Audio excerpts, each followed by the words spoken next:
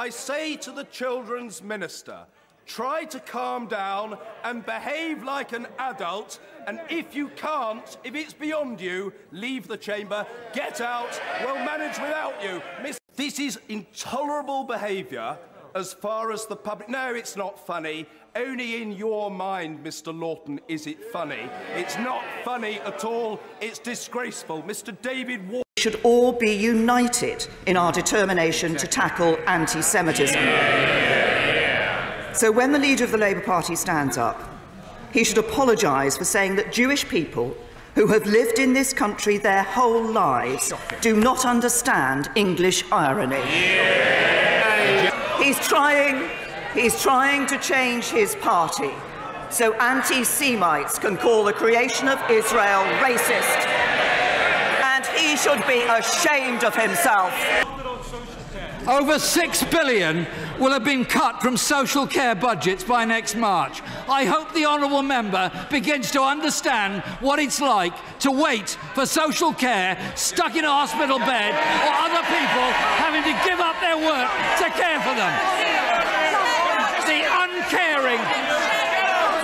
The uncaring, uncouth attitude of certain members of to be called out. Order. Carry on.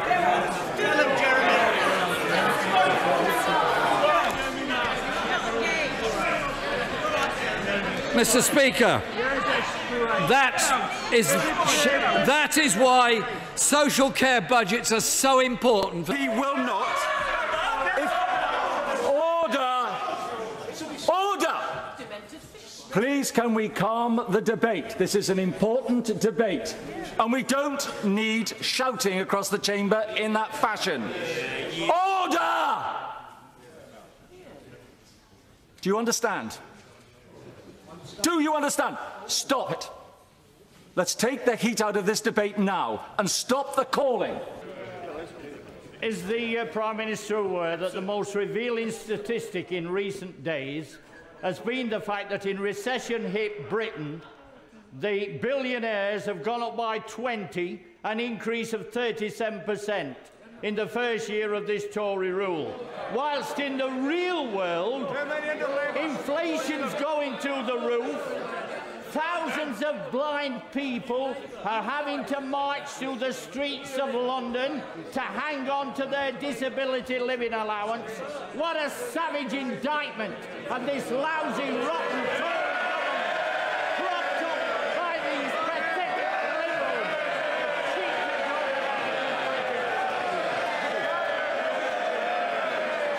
I think the most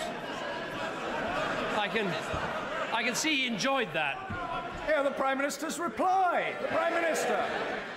I think the most revealing statistic today is the fact the unemployment figures show that employment in our country is up by 118,000, unemployment is down by 36,000, and youth unemployment fell by 30,000. Those are the statistics of what's really happening in the real world, rather than in dinosaur land that he still inherits. Mr Dennis Skinner.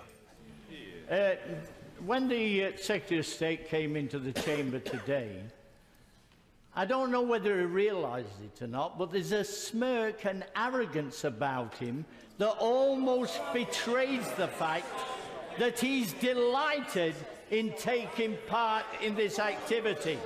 He could start negotiations today, wipe that smirk off his face, get down to some serious negotiations. It's had to be done in the past, but instead he comes into here to try and blame the opposition for what's taking place. This strike can only be caused by two sides. One are the junior hospital doctors, and the other side is the government, is almost giving the impression that he's revelling in standing up to the junior hospital doctors. Start negotiating now and sort the matter out. Today during this order! The honourable member must sit down if I rise to my feet. Order! He will not continue the debate from a sedentary position, otherwise he will get into real trouble. Government has a great record on educational reform. Given the huge success of the University Technical College Initiative, creating over 25, will the Prime Minister please confirm he will support a further round of applications this autumn and that funding is available so that businesses, universities, parents and young people in Devon... Got it. We've got the gist of it. Very good. One of the things that the victims have been most concerned about is Part 2 of the investigation should go ahead. It is right it should go ahead, and that is fully our intention. Madam Deputy Speaker, no ifs, no buts, no maybes, a clear promise, and a promise to victims of the press. And here we come along today, and we have the government saying, let's dump this promise. It's too expensive. It's a distraction. How dare they, Madam Deputy Speaker? How dare they to the McCanns, the Dowlers, all those other victims? How can we be here, Madam Deputy Speaker? I say to members across the House, no, I will not give way. I say to members across this House, whatever party they are in, this is about our honour. I noticed that when the Deputy Leader of the Labour Party is talking about the European social model, only half a dozen Labour backbenchers... Order! That has absolutely nothing to do with the chair. Order! John Prescott. I hope the honourable member's not losing his hair in this debate.